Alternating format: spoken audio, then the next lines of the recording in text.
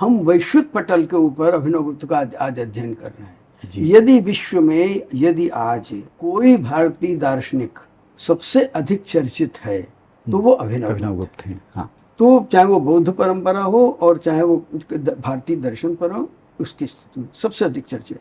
लेकिन अपने देश में हम अभिनव गुप्त का विस्मरण हुआ है कि हमारे पास एक प्रकरण ग्रंथ होना चाहिए, एक टेक्स्ट बुक होनी चाहिए, हमारे पास एक प्रामाणिक इतिहास होना चाहिए, हमारे पास एक कोश होना चाहिए। तो ये कम से कम ये हमारी पीढ़ी की जिम्मेदारी बनती है और आपकी पीढ़ी की भी की जिम्मेदारी बनती है कि यदि ये हम दे सकते हैं तो हमको लगता है कि हम विद्यार्थियों के पौध को कुछ बेहतर कर सकते हैं। और मैं जयशंकर साहब को, वो महाकवि वाकई महाकवि थे, विलक्षण प्रतिभा, और जो उनको तुलसीदास के बाद हिंदी का सबसे बड़ा महाकाव्य कहा जाता है, मुझे लगता है कि वो डिजर्व करते हैं।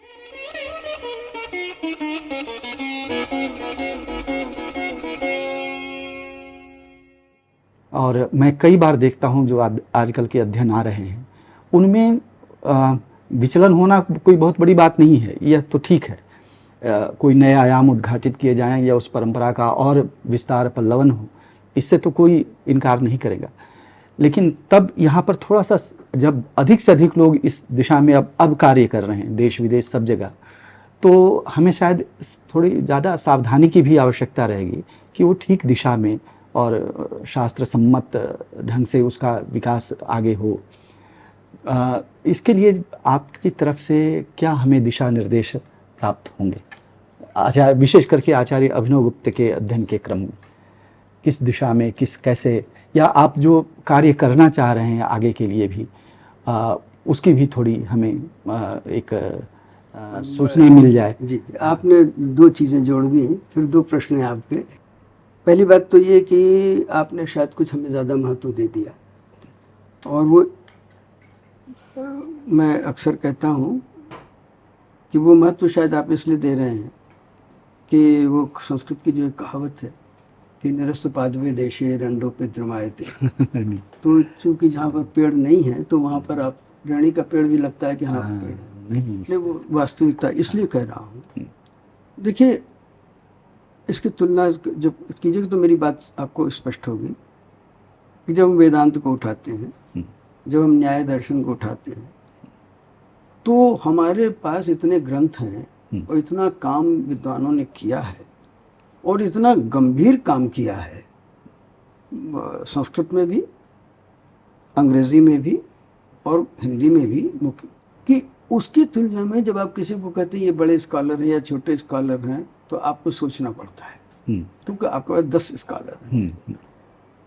यहाँ पर जो एक, शायद आप लोगों ने, पता नहीं आप लोगों ने ध्यान दिया नहीं दिया, अब मैं दूसरी बात भी उसमें जोड़ रहा हूँ, वो शायद वो ये कि 20वीं, ये 19वीं, यानी कहना चाहिए कि 20वीं और 21वीं शताब्दी ये अभिनव गुप्त के पुनराविष्कार का यदि काल है तो बहुत अंशों में ये उनके विस्मरण का काल भी है। ये बात, क्यों मैं ये बात कह रहा हूँ, उसका कार्य इसलिए हो रहा है इस देश के अंदर, और मैं इस बात को कई बार कह चुका हूँ और मैं शायद आगे भी कहूँगा, और आज भी आपके माध्यम से भी ये बात मैं कहना चाहता हूँ कि जिस युग में हम अभिनव गुप्त के बारे में जानते नहीं थे ज़्यादा, उस युग में इस देश ने हमको कुछ बड़े आचार्य दिए और प्रामाणिक आचार्य दिए। जी जी, लक्ष्मण जी का नाम आपने लिया, कांचन पांडे जी का नाम हमने लिया, हमारे सामने गोपीनाथ कविराज जी हैं, उनका नाम है, और मैं समझता हूँ कि एक मायने में वो लक्ष्मण जी और हमारे पांडे जी, इन दोनों से एक थोड़ी सी उनकी कक्षा भिन्न थी कि वो साधना और दर्शन दोनों में उनका समान अधिकार था। जी जी जी, और प्रामाणिक अधिकार था, और ऐसे व्यक्ति का अधिकार था कि जिसका केवल इन दोनों चीज़ों पर ही नहीं, पूरी ज्ञान, भारतीय ज्ञान परंपरा में जिनका कहना चाहिए कि एक प्रामाणिक, उनके ज्ञान को कोई चुनौती देने वाला व्यक्ति। जी जी जी जी, तो ये तो वो प्रथम श्रेणी के आचार्य हैं। उसके बाद द्वितीय श्रेणी में भी कुछ बहुत आचार्य, यानी दूसरी पीढ़ी, श्रेणी मत कहिए, पीढ़ी, दूसरी पीढ़ी हाँ। के लोग आचार्य कहिए, श्रेणी भी कह सकते हैं उनकी तुलना में, लेकिन पीढ़ी भी दोनों, उनमें भी बहुत से आचार्य हमको मिले जिन्होंने हमें बहुत सारी चीज़ें दी। जैसे आचार्य अमृत भाव हमारे सामने आते हैं, जैसे हमारे सामने रामेश्वर झा जी आते हैं, तो पंडित बल्लभनाथ पंडित जी आते हैं। जी जी। हमारे सामने इस तरह के कई आचार्य हैं, हो सकता है कि एक आध नाम छूट रहे हो, हाँ। तो मैं नाम, तो इस प्रकार के आचार्य हमारे सामने आए और जिन्होंने कि प्रामाणिक काम हमारे सामने किया। लेकिन उसके बाद की जब हम पीढ़ी में आते हैं तो वहाँ पर आपको देश के अंदर नहीं, हमें कम से कम इसको लोग नहीं दिखाई देते। हमारे अब यहाँ से क्या होता है, एक दुखद बात भी हो और सुखद भी है, दुखद भी है। दुखद इसलिए है कि, सुखद इसलिए है कि हम वैश्विक पटल के ऊपर अभिनवगुप्त का आज अध्ययन कर रहे हैं। यदि विश्व में, यदि आज कोई भारतीय दार्शनिक सबसे अधिक चर्चित है तो वो अभिनवगुप्त है। हाँ। तो चाहे वो बौद्ध परंपरा हो और चाहे वो भारतीय दर्शन पर हो, उसकी स्थिति में सबसे अधिक चर्चित। लेकिन अपने देश में हम अभिनवगुप्त का विस्मरण हुआ है। अब हुआ क्या है कि अभिनवगुप्त जैसे हमारे देश की राजनीति की स्थिति है, वही स्थिति हमारे यहाँ दार्शनिक इस अभिनवगुप्त की और काश्मीर शैव दर्शन के अध्ययन को और अभिनवगुप्त के अध्ययन को हम बहुत अलग करके नहीं देखते हैं।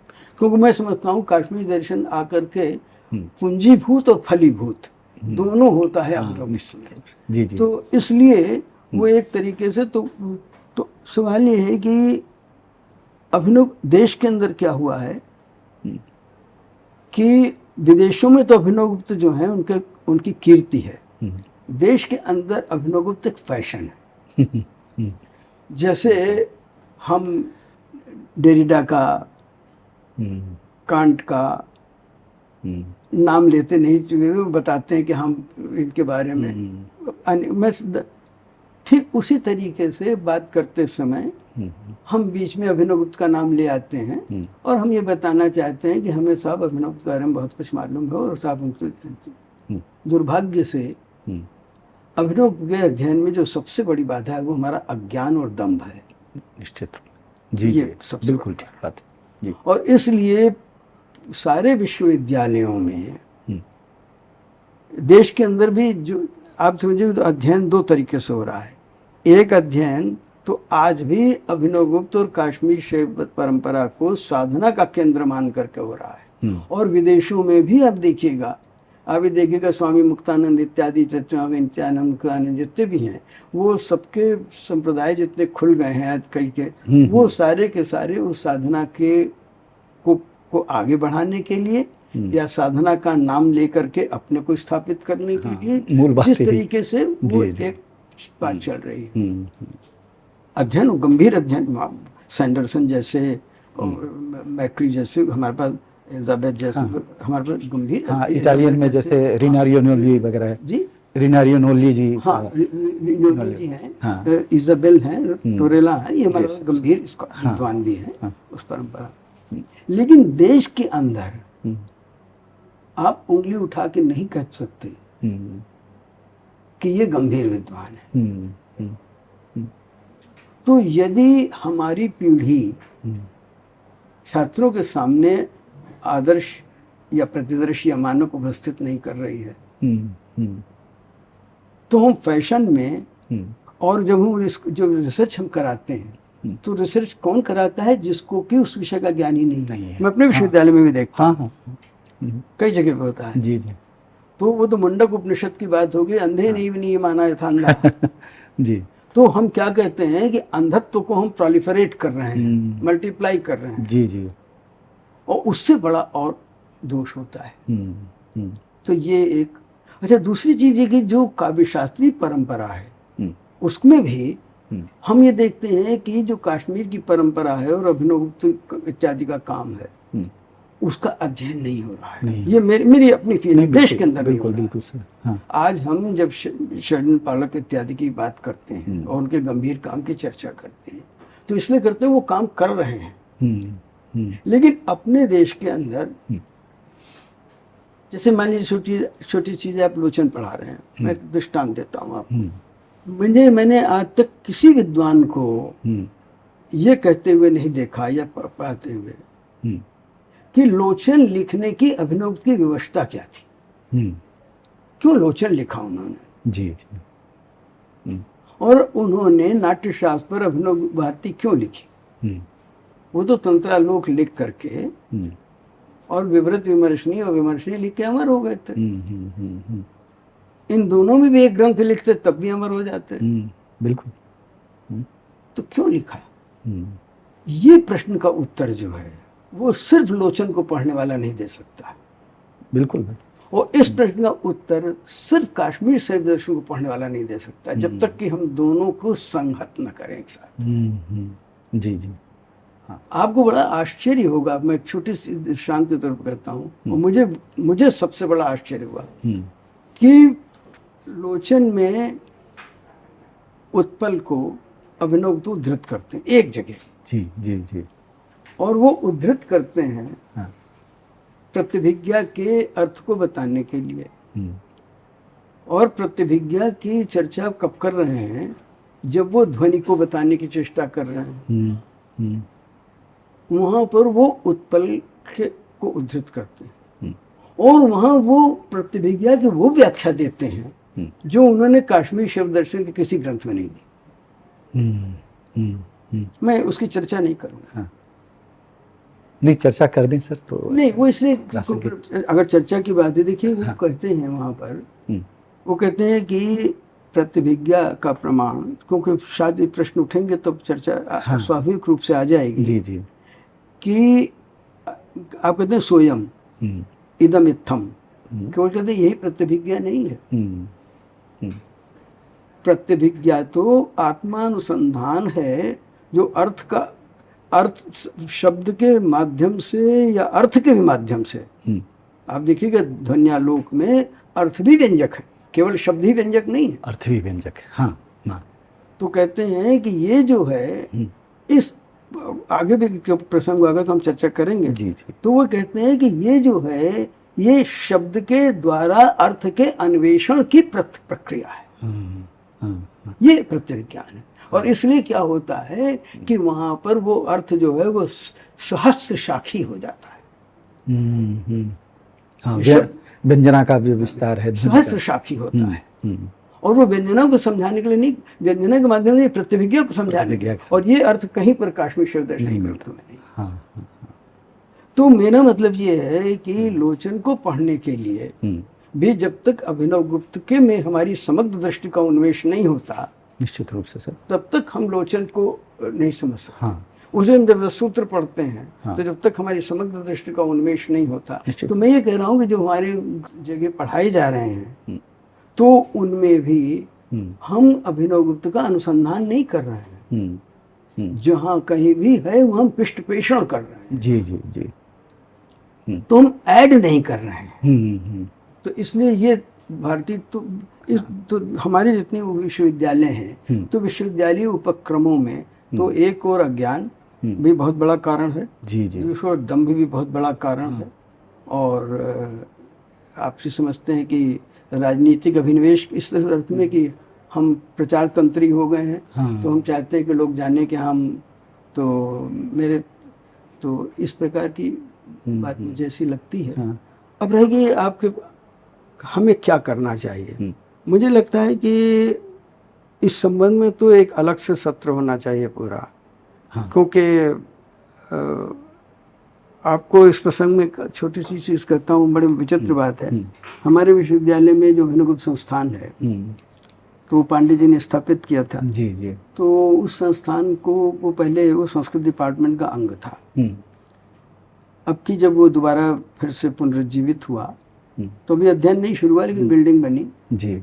तो उसको सरकार ने से बातचीत होने पर उसका परिणाम ये हुआ कि उन्होंने उसको स्वतंत्र संकाय बना दिया, एक फैकल्टी है।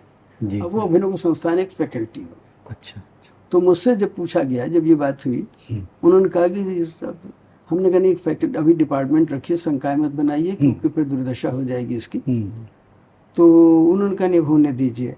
तो आप इससे संतुष्ट हम करेंगे। अगर संतोष की बात कीजिए तो मैं तो अभिनव को विश्वविद्यालय बनाना चाहता हूँ। हाँ जी जी बिल्कुल। तो बोले इतना मिल जाएगा आपको? हाँ। कहाँ मिल जाएगा। हाँ। तो मैंने कहा ना, जब आप ये कहते हैं तो मैं उस संबंध में तो इसके ऊपर कि हमारे अध्ययन की दिशाएं क्या होनी चाहिए, तो कुछ चीज़ें तो ज़रूर मैं कह सकता हूँ जो बिल्कुल प्रारंभ में निश्चित रूप से होनी चाहिए। अध्ययन की दिशा तो नहीं, लेकिन अध्ययन प्रारंभ करने की दिशा कैसे हो। तो जैसा मैंने भी आपसे व्यक्तिगत रूप से भी कई बार निवेदन किया कि हमारे पास एक प्रकरण ग्रंथ होना चाहिए, एक टेक्स्ट बुक होनी चाहिए, हमारे पास एक प्रामाणिक इतिहास होना चाहिए, हमारे पास एक कोश होना चाहिए। तो ये कम से कम ये हमारी पीढ़ी की जिम्मेदारी बनती है और आपकी पीढ़ी की भी की जिम्मेदारी बनती है कि यदि ये हम दे सकते हैं तो हमको लगता है कि हम विद्यार्थियों के पौध को कुछ बेहतर कर सकते हैं इस दृष्टि से। बाकी कैसे पढ़ेंगे, हम इस प्रश्न का उत्तर थोड़ा भविष्य के लिए छोड़ देते हैं। अगर एक स्वतंत्र चर्चा होगी तो स्वतंत्र सत्र में, हाँ, या ये व्यापक है, आपका सत्र होगा इसलिए तो इस पर चर्चा की जा सकती है। निश्चित रूप से लंबा प्रश्न है। सर, इसी संदर्भ में आप पहले भी चर्चा करते रहे हैं कि अभिनव गुप्त के जो कई आयाम हैं, बहुआयामीय व्यक्तित्व हैं और उनकी विद्वत्ता के भी कई ऐसे आयाम हैं, इसमें हम उनके वैयाकरण पक्ष को कहीं छोड़ देते हैं पूरी चर्चा में, जो कि उतना ही महत्वपूर्ण है उनकी दार्शनिक उनके दार्शनिक सिद्धांतों को समझने में। जिस प्रकार से वो व्याख्या करते हैं व्याकरण के सिद्धांतों, जैसे अनुत्तर पद की 16 प्रकार से व्याख्या, तो ये कोई व्याकरण का जो निष्णात आचार्य है व्याकरण में, और उनके अपने गुरु ही पिता जो थे उनके व्याकरण के गुरु रहे, तो उनके इस पक्ष को भी हमें इस पूरी चर्चा में और इस अभिनव गुप्त के अध्ययन में कहीं समाहित करना चाहिए। नहीं तो फिर वो बात जो कहना चाहते हैं भाषा के माध्यम से निश्चित रूप से करना चाहिए। और आप कहेंगे, मैं बार बार अपना संदर्भ नहीं लाना चाहता। जी जी। मैंने तो हाथ जोड़ के कई लोगों से विनती की। हमारे विश्वविद्यालय में एक व्याकरण के अच्छे विद्वान थे और वो किसी विश्वविद्यालय में कुलपति भी बने। जी जी। तो मैंने उनसे कहा कि आप इस पर काम कीजिए। और तो बोले हमने कहा नहीं आप कीजिए, तो हम लोग कुछ बैठ के बात करेंगे और कुछ दिशा निर्धारित करेंगे। एक उदाहरण दे रहा हूँ। उसके बाद मैंने कुछ उदीयमान विद्वानों से, और उन्होंने एक आध लेख लिखे, बहुत अच्छे लेख लिखे। जैसे उदाहरण के लिए कि बलराम शुक्ल जी का एक लेख है अभिनव। हाँ, देखा है। जी जी। हाँ। तो लेख तो उनका है, पूरा श्रेय उनका है। मुझे अब श्रेय केवल ये दे सकते हैं कि मैंने उनको 2-3 बार प्रेरित किया। तो मैंने कहा तो उन्होंने मेरी बात सुन ली और मैं उनका कृतज्ञ हूँ कि उन्होंने काम किया। मैंने और भी लोगों से कई बार ये बात कही। अभिनव गुप्त के सच पूछा जाए, एक बात दो बात, एक तो केवल अभिनव गुप्त नहीं, हमारी पूरी भारतीय ज्ञान परंपरा में व्याकरण तो सारे शास्त्रों का परिषद मानी गई। निश्चित रूप से। हाँ। और इसलिए सभी बड़े दार्शनिक व्याकरण का उपयोग करते हैं अपनी अवधारणाओं की और अपने प्रयोगों की व्याख्या के लिए, और बड़े प्रामाणिक ढंग से करते हैं। काश्मीर शैव दर्शन में उन्होंने 2 तरीके से इसका प्रयोग किया, बल्कि हमको कहना चाहिए 3 तरीके से इसका उल्लेख, और इसलिए वो बहुत महत्वपूर्ण है। एक तो वो भारत की वैयाकरण परंपरा कहलाती है, उस परंपरा के उत्तराधिकारी के रूप में हमारे सामने आते हैं। जी जी। दर्शन के पक्ष में।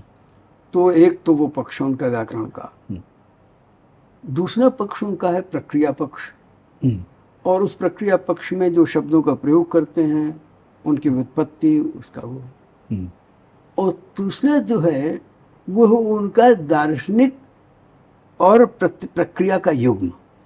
हाँ जी जी। जहाँ पर वो अपनी दार्शनिक अवधारणाओं को समझाने के लिए प्रयोग करते हैं और ये बताते हैं कि ये जो प्रयोग हम कर रहे हैं वो प्रयोग क्यों हमारे लिए ये अनुगुण है,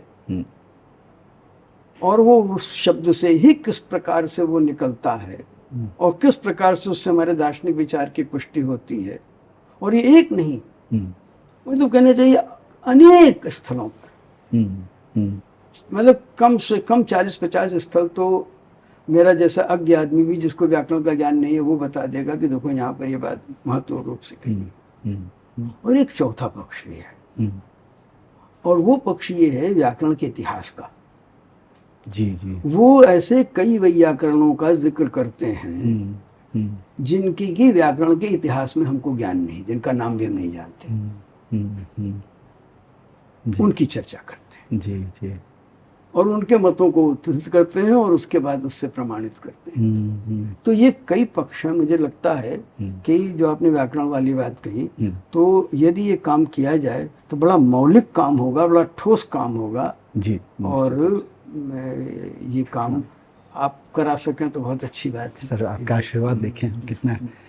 अच्छा, एक कई वैशिष्ट्य दिखते हैं आचार्य अभिनवगुप्त के इस पूरे व्यक्तित्व में। एक तो बड़ा पक्ष यही है कि शास्त्र और साधना दोनों पक्षों से वो अनुप्राणित या संबलित हैं, और ये दोनों ही मिल करके, पृथक पृथक नहीं बल्कि मिल करके शास्त्र और साधना का जो पक्ष है उनके लेखन में, उनके चर्चा में हमें प्रायः सब जगह, जैसा तंत्रालोक के अंत में वो कहते भी हैं कि मैंने किस विधि से इसकी रचना की है, इसमें तंत्र भी है, मतलब आगम है, अपना अनुभव है आदि, ये सब युक्तियाँ हैं, इन सब का प्रयोग करके।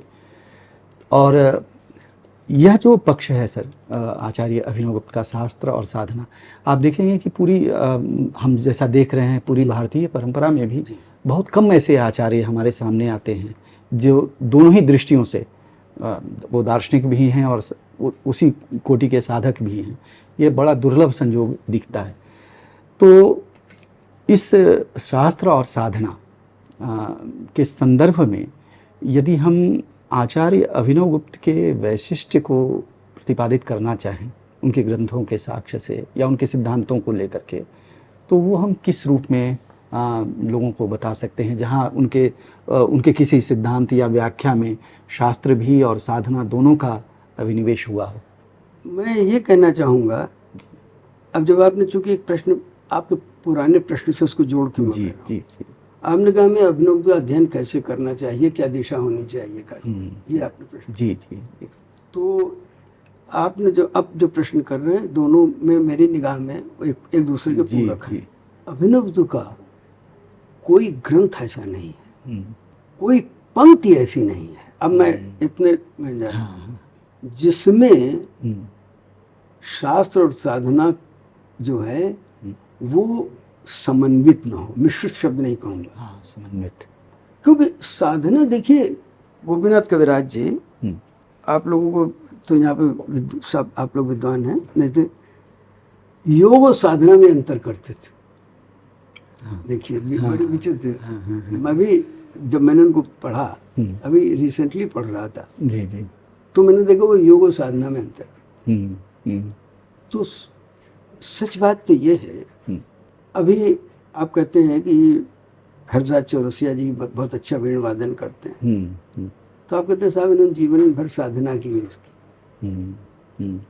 योग तो नहीं किया। आप कभी नहीं कहते कि चौरसिया जी ने बांसुरी योग का किया है, लेकिन बांसुरी बजाने का की साधना की है इन्होंने।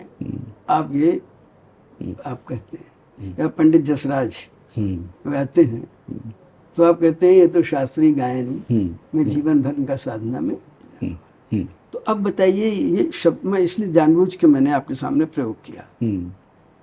तो साधना जो है वो एक्चुअली अपने आप में, अभी मैं एक विश्वविद्यालय में गया था, तो एक वहाँ पर गोपीनाथ कविराज जी पे चर्चा कर रहा था, और सच पूछिए तो वो गोपीनाथ कविराज जी को पढ़ते ही मेरे मन में ये बात उठी, और वो ये कि जिसे हम यानी साधना और ज्ञान या दर्शन, इनमें संबंध क्या है। और ख़ास तौर से आजकल के बहुत से आचार्य लोग इस बात पर प्रश्न उठाते हैं, तो फिर कविराज जी इसका उत्तर देते हैं। आज हम उनकी चर्चा नहीं कर रहे हैं, लेकिन आप कभी ये ध्यान दीजिएगा, साधना केवल एक योगिक चेष्टा मात्र नहीं है। हम्म।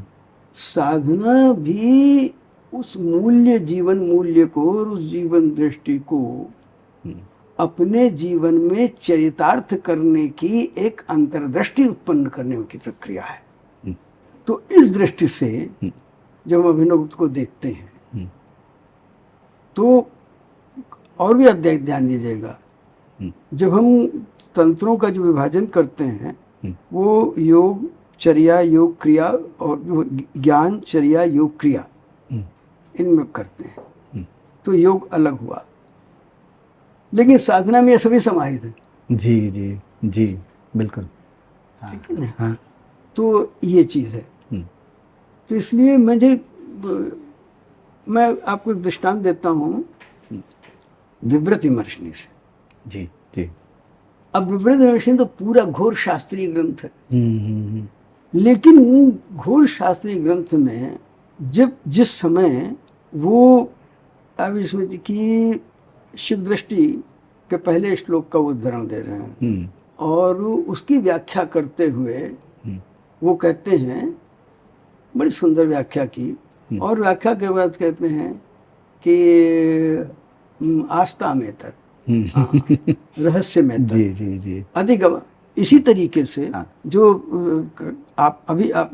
आपने विमर्शनी पढ़ी होगी, तो विमर्शनी में जो उपोद्घात है, उपोद्घात की जो आपकी चौथी कारिका जहाँ समाप्त होती है, जब आप उसकी व्याख्या पढ़ते हैं और जिस समय उसमें वो बिंब प्रतिबिंब भाव की चर्चा करते हुए और ये बताते हैं कि जो चतुर्थ कोटि का जो हमारा ध्येय है वो कैसे तीसरी कोटि में अंतर्भुक्त होता है, और इसको बताते हुए फिर वो कहते हैं कि आस्था में तक क्या गहन वेदम रस में। तो मैं ये आपसे बताना चाहता हूँ कि केवल वो ऐसी जगह पर भी वो आपको चीजें जो है वो आपको दिखाई पड़ जाएंगी साधना की ओर। ये नहीं अनुभवात्मक भी है, साधनात्मक भी है। और अन्यथा यानी आप सोचिए कि वो जो वहाँ को 4-5 पंक्तियां जो हैं वो बिना उसके, वो तो पूरी की पूरी प्रक्रिया वो केवल कहना चाहिए कि प्रतिपाद्य प्रतिपादक भाव ही नहीं है, वो पूरी की पूरी साधना की प्रक्रिया भी उसके अंदर अंतर्निहित है। जी जी। तो इसलिए मैं कह रहा हूँ ऐसा नहीं है कि कहीं पर वो विच्छेद नहीं है। जी जी। उनके अद्वैत में सामरस्य है। जी। तो ये समरसता जो है वो हर जगह है। ये बड़ी केंद्रीय शब्दावली में से एक है समरसता, जिसकी आपने चर्चा की। और समरस्थे जड़िया चेतन आनंद अखंड घना था, जैसे कामायनी की परिसमाप्ति होती है।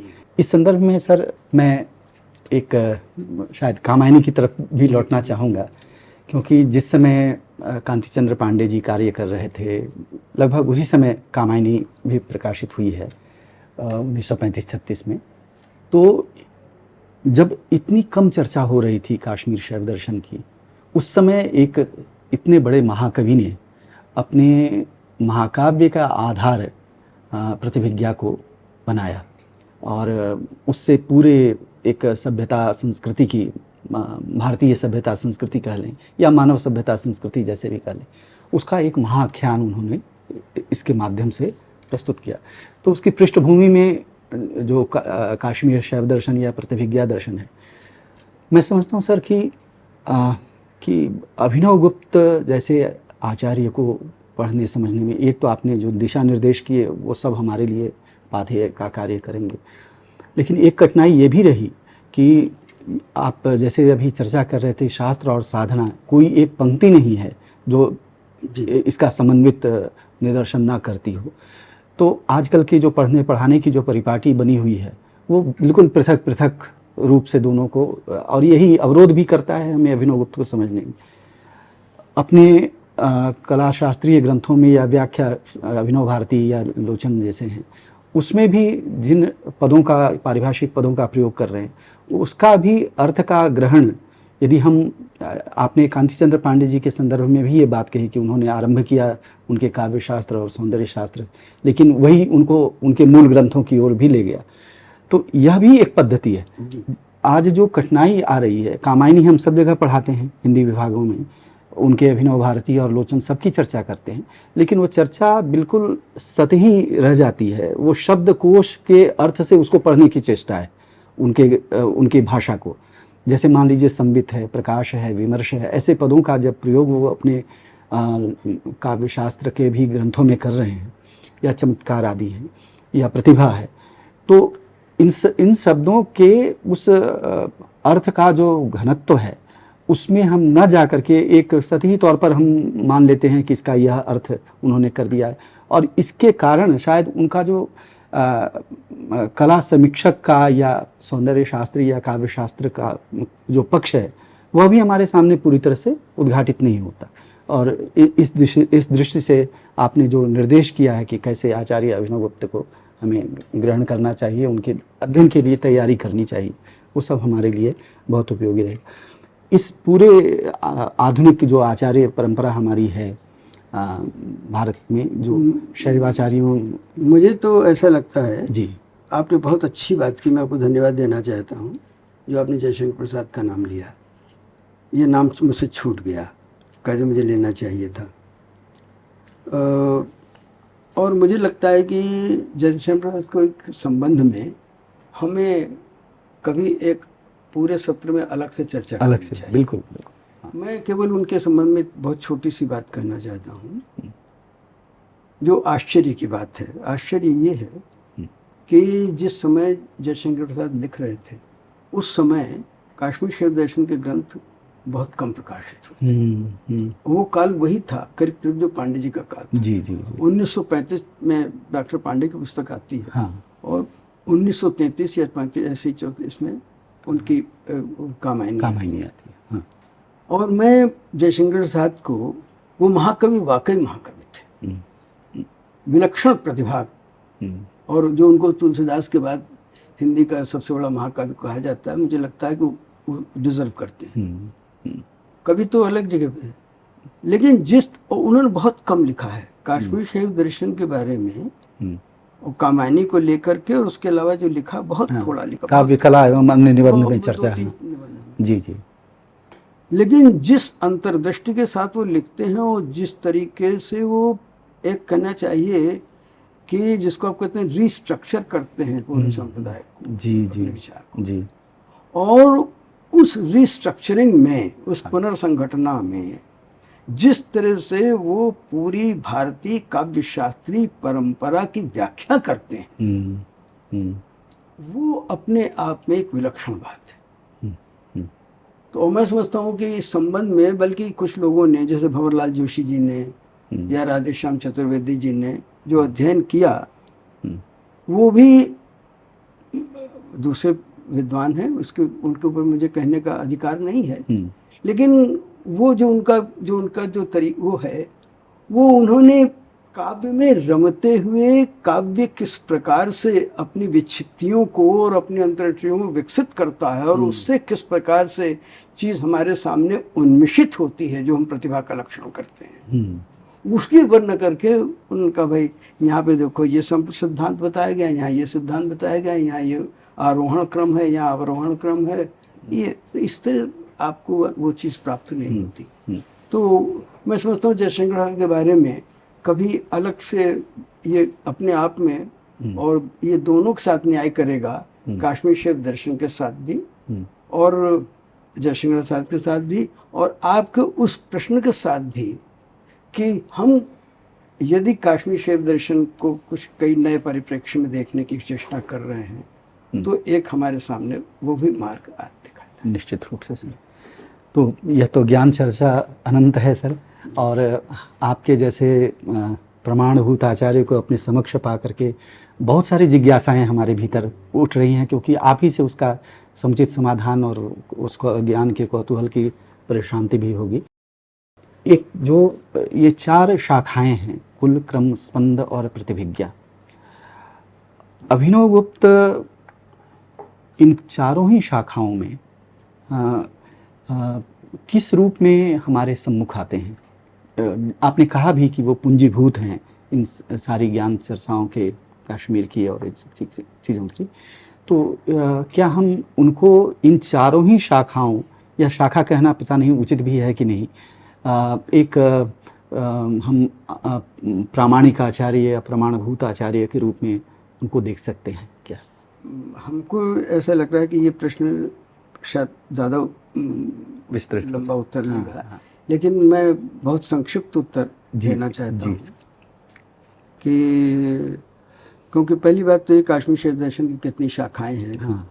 और ये इसको भी लेकर के बात उठती है। जी जी।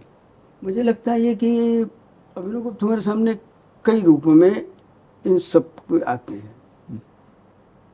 यदि एक शब्द का हम प्रयोग करें तो एक तो वो हमारे सामने इतिहासकार के रूप में आते हैं सारी शाखाओं में। जी जी जी। दूसरा संग्रहकार के रूप में आते हैं। तीसरे जो है वो पुनर्निर्माता के रूप में आते हैं, क्योंकि जो उसमें कड़ियाँ रह गई हैं और जहाँ उनको वो जोड़ते हैं। तो इस प्रकार से उसको वो, और एक चौथा रूप जो है कि जो उनकी व्यापक दर्शन समष्टि है, उस पूरी की पूरी उस दार्शनिक विचार संतति का उस सबको वो अंग बना देते हैं। जी जी। तो ये चार रूपों में वो हमारे लिए वो निरंतर काम कर रहे हैं। जी जी। हाँ। बहुत बहुत धन्यवाद सर। बहुत बहुत धन्यवाद। आभार, आपका आभार। और आपकी ज्ञान चर्चा से मैं तो व्यक्तिगत रूप से समृद्ध हुआ ही, और जितने श्रोता होंगे इसके वो सब भी भगवान शिव की कृपा प्राप्त करेंगे। आपका बहुत बहुत आभार, प्रणाम करता हूँ। बहुत बहुत धन्यवाद आपको।